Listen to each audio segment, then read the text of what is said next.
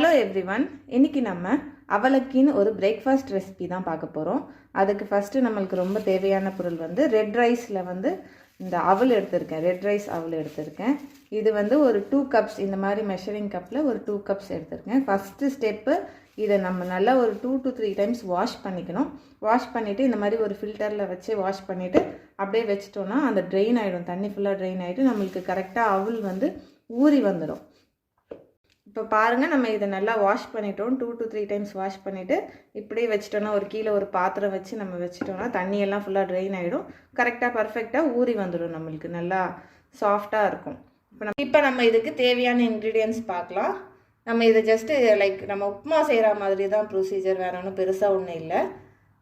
Onion எடுத்திருக்கேன், ஒரு medium size onion, கறி லீவ்ஸ், பச்சை மிளகா, இஞ்சி கொஞ்சம் குட்டி குட்டியாக கட் பண்ணியிருக்கேன், கொத்தமல்லி, கொஞ்சமாக கேரட் திருவிருக்கேன், ஒரு 1/2 கேரட் தான். நெக்ஸ்ட்டு நம்ம தாளிக்கிற மாதிரி தான் கடுகு, உளுத்தம்பருப்பு, கடலைப்பருப்பு, வேர்க்கடலை எடுத்துருக்கேன். அப்புறம் இதில் வந்து கண்டிப்பாக பொட்டேட்டோ ஆட் பண்ணுவாங்க.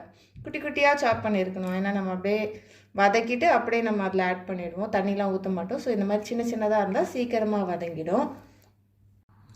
இதுக்கு ஒரு 1/2 லெமன் யூஸ் பண்ணணும். நம்ம லாஸ்ட்டாக எல்லாம் வதக்கிட்டு கடைசியில் லெமன் போட்டுட்டு தான் நம்ம இந்த ஊற வச்ச அவலை கொட்டுவோம்.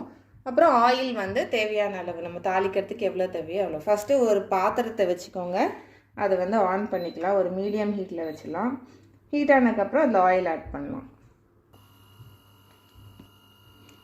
இப்போ இந்த பாத்திரம் ஹீட் ஆகிடுச்சு, நம்ம கொஞ்சம் ஆயில் ஆட் பண்ணிக்கலாம். தாளிக்கிறதுக்கு தேவையான அளவு ஆயில், ஒரு 1/2 ஸ்பூன் கடுகு,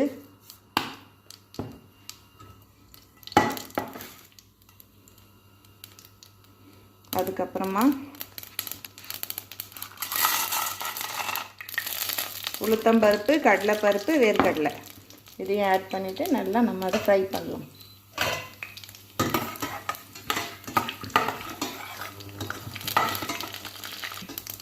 இப்போ பாருங்கள், நல்லா கலர் சேஞ்ச் ஆகிடுச்சு. இதில் நம்ம கொஞ்சமாக கட் பண்ணி வச்சுட்டு இஞ்சி, கறி லீவ்ஸ், பச்சை மிளகாய், வெங்காயத்தை போட்டுக்கலாம்.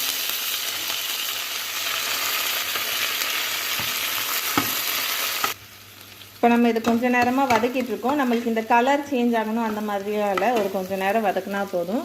இதோடவே நம்ம எடுத்து வச்சுருக்க பொட்டேட்டோ, இது வந்து ஒரு மீடியம் சைஸ் பொட்டேட்டோ தான், நல்லா ஃபைனாக சாப் பண்ணியிருக்கோம், இதை ஆட் பண்ணிக்கிறோம். நெக்ஸ்ட்டு இந்த கேரட்டையும் போட்டுக்கலாம்.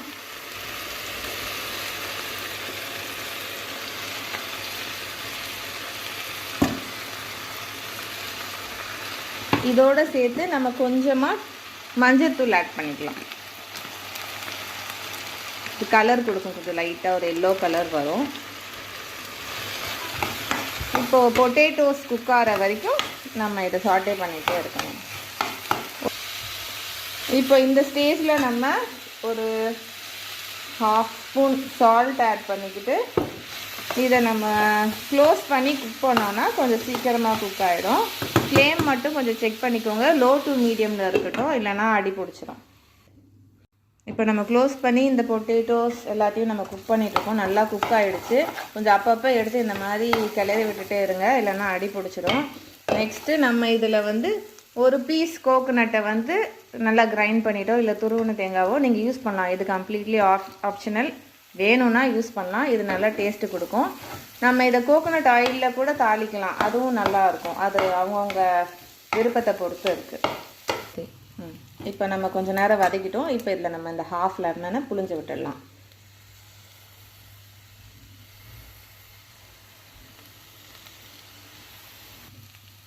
இப்போ நம்ம லெமன் போட்டுட்டு கொஞ்சம் நேரம் இப்படி சாட்டே பண்ணிவிட்டு இந்த ஊற வச்சுருக்கோம்ல அந்த அவலை வந்து இதில் மிக்ஸ் பண்ணிக்கலாம்.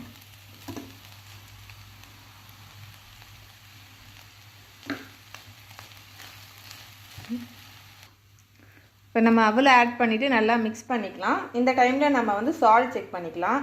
வேணும்னா கொஞ்சம் சால்ட் ஆட் பண்ணிவிட்டு எடுத்து வச்சுருக்க கொரியாண்டர் லீவ்ஸை ஆட் பண்ணிட்டா நம்மளோட டேஸ்டியான அவலக்கி ரெடி. இது ரொம்ப ரொம்ப ஒரு சிம்பிளான ஒரு பிரேக்ஃபாஸ்ட். நீங்களும் ட்ரை பண்ணி பாருங்கள்.